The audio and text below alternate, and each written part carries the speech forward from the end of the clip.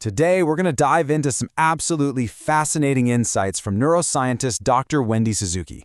We're talking about a topic that affects every single one of us, how we can actually actively improve our brain's health and fight back against decline. So let's just start with the question that I think haunts a lot of us, right? As we get older, is it just a given that our memory will fade, that we'll get less sharp? Is cognitive decline just inevitable? Is it something we have to just sit back and accept? Well, according to the science, the answer is a huge, powerful, and really hopeful no. The most game-changing idea we're going to explore is this. Your brain is not a fixed object. You have the power to change it for the better. And this isn't just some motivational quote. It's a real, fundamental shift in how we understand our own biology. But, to really understand how to build that better brain, we first have to get real about the threat we're all facing. So, let's start there. The biggest fear for so many of us is dementia. It's a truly devastating condition, like a gradual theft of who you are, your ability to think, to remember, to reason. And this isn't some rare, abstract thing. It impacts millions upon millions of families all over the world. And for Dr. Suzuki, this wasn't just about data in a lab. It hit home, hard. She watched her own father struggle with dementia, and that experience completely reshaped her work. It gave her this incredibly powerful mission to figure out what we can all do to protect our own minds. Okay, so that's the challenge, the scary part.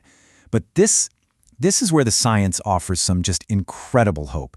And it all hinges on a biological fact that for decades scientists thought was totally impossible. You can literally grow new brain cells. The process is called neurogenesis. And it's so revolutionary because for the longest time, the central rule in neuroscience was basically, you're born with all the brain cells you'll ever have, don't lose them. We now know that's just flat out wrong. Neurogenesis is the actual birth of brand new neurons, and yes, it happens in our adult brains. So where is all this amazing activity happening? Well, it's especially busy in a part of the brain called the hippocampus. The easiest way to think of the hippocampus is as your brain's memory headquarters.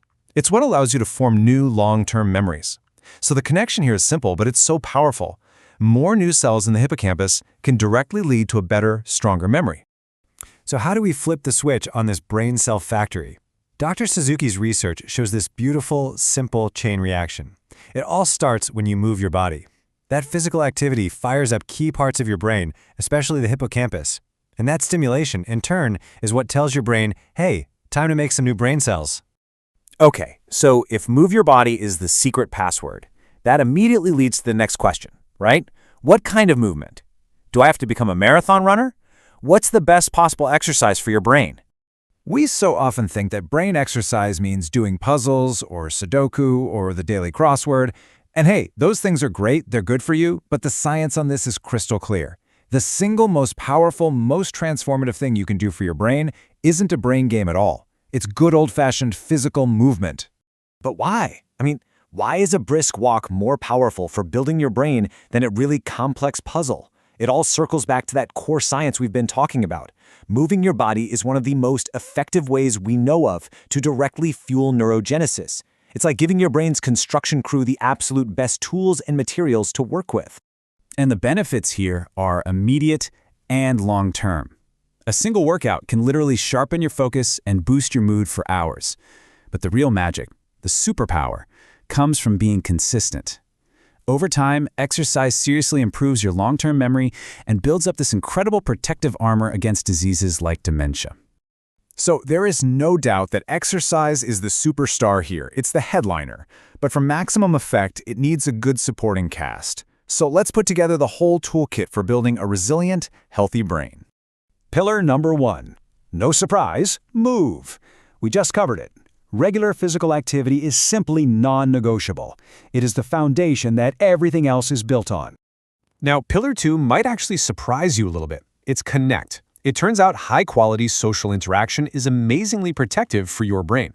And it makes sense when you think about it. A good conversation forces you to listen, process information, dig up memories, and come up with replies all in real time. It's a full-on brain workout. And pillar number 3 is rest. Please, do not forget about sleep. This is when your brain does all its critical housekeeping. It's like the nighttime cleaning crew comes in to clear out all the metabolic junk that builds up while you're awake. And it's absolutely essential for locking in your memories, turning the things you learned today into knowledge you'll have tomorrow. And of course, the fuel for this whole operation, nutrition. The food you eat literally provides the building blocks that make up your brain. And time and again, the science points to diets like the Mediterranean diet, full of vegetables, healthy fats, fish, as being profoundly good for your brain's long-term health. Okay, so we have the science, we have the toolkit.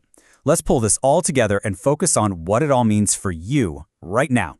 We're talking about building the brain you want to have for the rest of your life. This quote just nails the core message, doesn't it?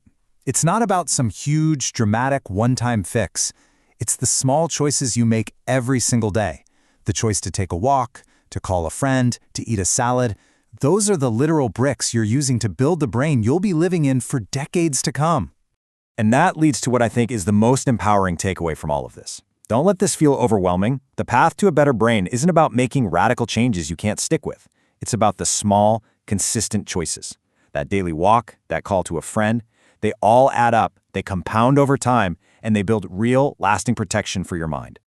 So I'm going to leave you with this final question, because learning this stuff is great, but doing it is what actually matters. So looking at this whole toolkit, what is the one small thing you will commit to doing today to start building a better brain for all of your tomorrows?